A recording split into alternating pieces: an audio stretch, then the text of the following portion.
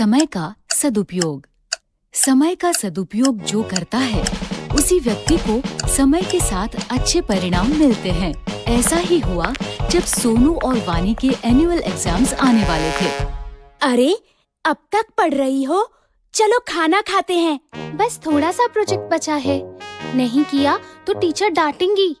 और अगले वीक से एग्जाम्स भी तो शुरू हो रहे हैं। वानी बहुत ही मेहनती और समय का सदुपयोग करने वाली बच्ची थी, जबकि उसका भाई सोनू बहुत ही लापरवाह और शैतान बच्चा था। हर काम कल पर टालता था। तुम्हारा प्रोजेक्ट हो गया? अभी से प्रोजेक्ट? वो तो 6th पीरियड में देना है। अभी भी 2 पीरियड बचे हैं।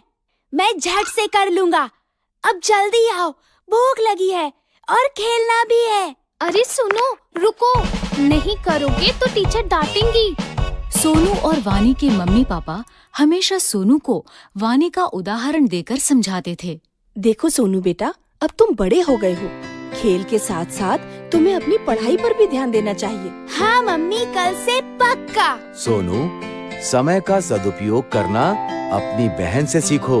देखो, समय से पढ़ती है, समय से खेलती है, आज का काम कल पर कभी नहीं टालती। आप देखना, मैं भी कल से पक्का ऐसा ही करूँगा।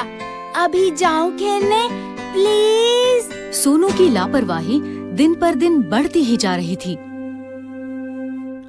और आखिरकार एग्जाम्स के दिन भी नजदीक आ ही गए।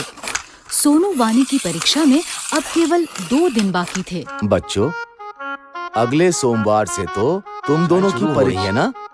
खूब मन लगाकर पढ़ो और अच्छे से परीक्षा दो। सोनू, मुझे तुम्हारी बहुत चिंता हो रही है बेटा।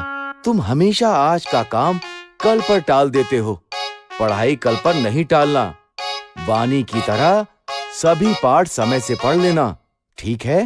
अरे पापा, परीक्षा में अभी पूरे 2 दिन बाकी है। मैं झट से पढ़ लूँगा सब कुछ। अभी तो मैं खेलने जा रहा हूँ। जब तक खेलूंगा नहीं, तब तक पढ़ाई भी समझ नहीं आएगी।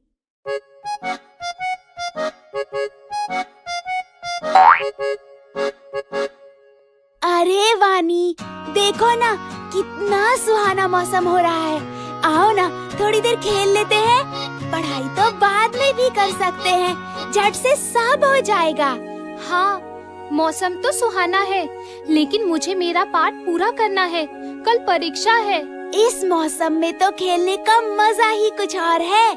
तुम पढ़ती रहो, मैं तो चला खेलने। कुछ देर बाद वानी ने देखा कि सुहाना मौसम धीरे धीरे आंधी तूफान का रूप ले रहा है और काले बादल घुमड़ रहे हैं, मानो बारिश कभी भी हो सकती है। बारिश का मौसम देख वानी को चिंता होने लगी कि अगर बारिश आ गई तो उसका पाठ कैसे पूरा होगा, क्योंकि बारिशों में अक्सर घर की बिजली कट जाती है। उसने सोनू को आवाज दी। सोनू, सोनू सुनो, मौसम देख के लगता है बारिश होने वाली है। शायद रात को बिजली भी कट जाए। खेलना छोड़ो और आकर अपना पाठ पूरा कर लो, वरना कल परीक्षा में क्या लिखोगे? चिंता मत करो वानी, अभी तो दोपहर ही हो रही है। रात को बैठकर मैं फटाफट सब खत्म कर लूँगा। बिजली नहीं जाएगी, बल्कि बारिश के बाद पढ़ने में और मजा आएगा।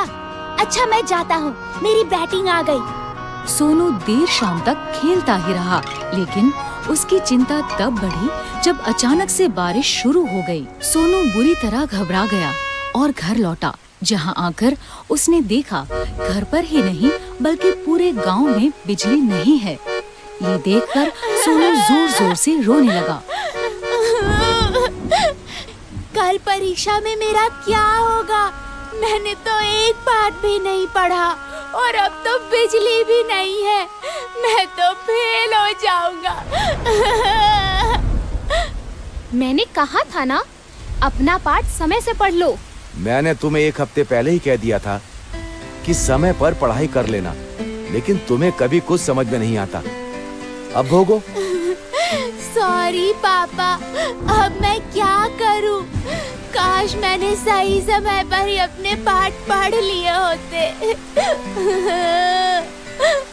उसे समझ आ गया था कि उसकी लापरवाही के कारण उसके पास अब पढ़ने का समय। रोने से अब कुछ नहीं होगा। अब समझ आया कि सब तुम्हें क्यों समझाते थे। अब रोना बंद करो और चलो मेरे साथ।